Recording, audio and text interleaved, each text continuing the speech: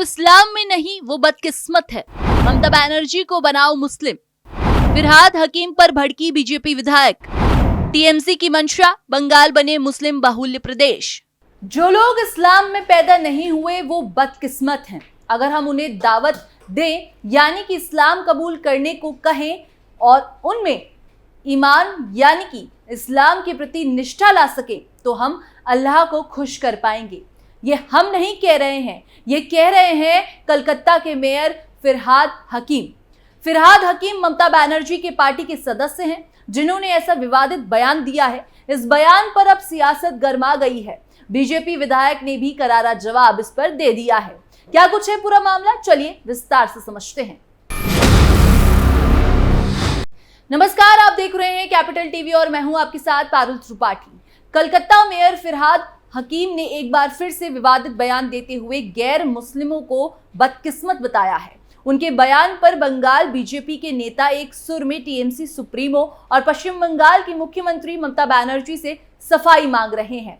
साथ ही पश्चिम बंगाल की भाजपा विधायक अग्निमित्रा पॉल ने कलकत्ता मेयर फिरहाद हकीम के विवादित बयान पर अपनी प्रतिक्रिया दी है। पॉल ने कहा, फिरहाद हकीम जो एक मेयर है और ममता बनर्जी की पार्टी के सदस्य भी हैं। हकीम ने एक कार्यक्रम में कहा है कि वो बहुत भाग्यशाली हैं और जो लोग दूसरे धर्म में पैदा हुए हैं वो बहुत दुर्भाग्यशाली हैं। वो ऐसा कैसे कह सकते हैं? हमें हिंदू होने पर गर्व है और वो ऐसी बात कहने की हिम्मत कैसे कर सकते हैं? और ऐसी बात कहने के बाद भी कोई कार्रवाई नहीं की गई है। उन्हें अपने पद से बर्खास्त कर दिया जाना चाहिए।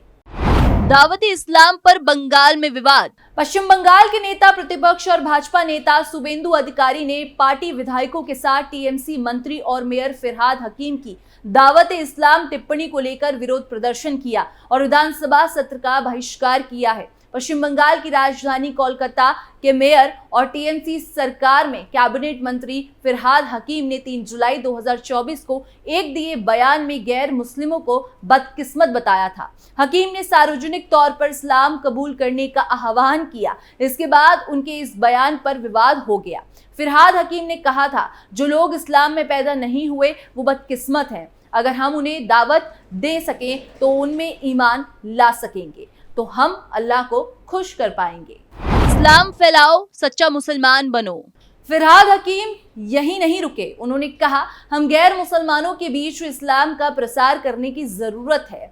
अगर हम किसी को इस्लाम के रास्ते पर ला सकते हैं तो हम इसे फैलाकर एक सच्चे मुसलमान साबित होंगे। उन्होंने आगे जोर दिया कि जब हजारों लोग इस तरह से खोपड़ी पर टोपी पहनकर बैठते हैं तो हम सबको ताकत दिखाते हैं। ये हमारी एकता दिखाता है और ये भी साफ कर देता है कि कोई भी हमें दबा नहीं सकता।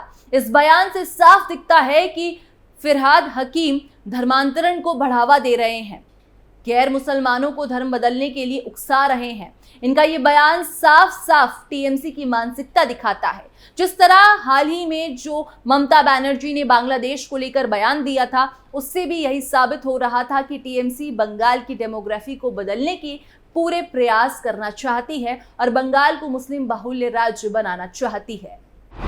पहले भी विवादों में रहे हैं फिरहाद हकीम। ऐसा पहली बार नहीं हुआ है जब कलकत्ता के मेयर फिरहाद हकीम गलत बयानों की वजह से चर्चा में आ गए हैं। अप्रैल 2016 में उन्होंने कलकत्ता के मुस्लिम बहुल इलाके को मिनी पाकिस्तान करार दिया था।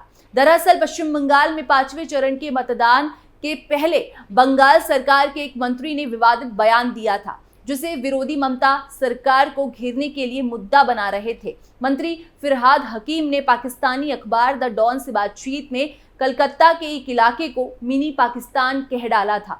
उस रिपोर्ट में 24 परगना जिले के विधानसभा क्षेत्र गार्डन रीच को मिनी पाकिस्तान कहा गया था। मंत्री ने रिपोर्टर से गार्डन रीच इलाके में रैली के दौरान कहा कि आप हमारे साथ आइए, हम आपको कलकत्ता के मिनी पाकिस्तान में ले जाते हैं। बयान पर हकीम ने सफाई देते हुए कहा था, सांप्रदायिक तनाव बढ़ाने की कोशिश ना करें। मैं इस मुद्दे पर ज्यादा नहीं बोलूंगा। अगर पीएम मोदी पाकिस्तान जा सकते हैं और अगर मैं किसी को मिनी पाकिस्तान कह देता हूं तो उससे क्या फर्क पड़ता है। इसी तरह फरवरी 2021 में उन्हें कलकत्ता की एक मस्जिद में राजनीति से संबंधित भाषण देते हुए देखा गया था। ये आदर्श आचार संहिता का खुला उल्लंघन था।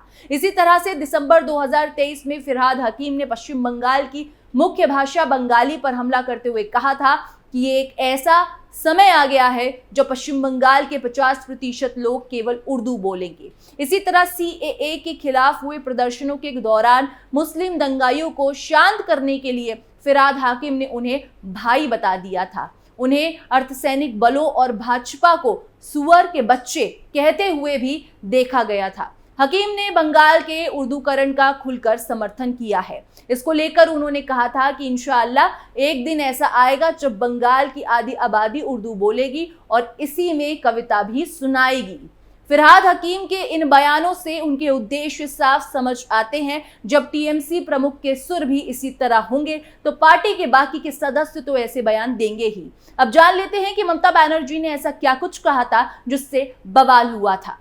ममता बनर्जी ने बयान में ऐसा क्या कहा जो हुआ बवाल। बांग्लादेश में पिछले कई दिनों से कोटा विरोध प्रदर्शनों के दौरान हिंसा हुई। इस मुद्दे में ममता बनर्जी भी कूद गई थी। ममता बनर्जी बहुत उदारता का परिचय दे रही थी, पर उन्होंने ऐसा बयान दे दिया है कि उससे साफ झलकता है कि ममता बनर्जी की मानसिकता क्या है। उनकी मानसिकता घुसपैठियों को बढ़ावा देना, उनकी मदद करना और बंगाल की डेमोग्राफी जिस तरह से बदल रही है उसे देखते हुए यही समझ आता है कि ममता बनर्जी चाहती हैं कि बंगाल की डेमोग्राफी बदल जाए। हर जगह राजनीति और वोट बैंक के अलावा उन्हें शायद कुछ दिखता नहीं है, वरना वो देश में घुसपैठियों को बढ़ावा देने की बात नहीं करती। पश्चिम बंगाल की मुख्यमंत्री ममता बनर्जी का कहना है कि अगर हिंसाग्रस्त बांग्लादेश के लोग दरवाजा खटखटाने आएंगे तो वह उन्हें शरण देगी। उन्होंने कहा कि अगर लोग मजबूर होकर बंगाल आएंगे तो उन्हें जगह दी जाएगी और रहने दिया जाएगा।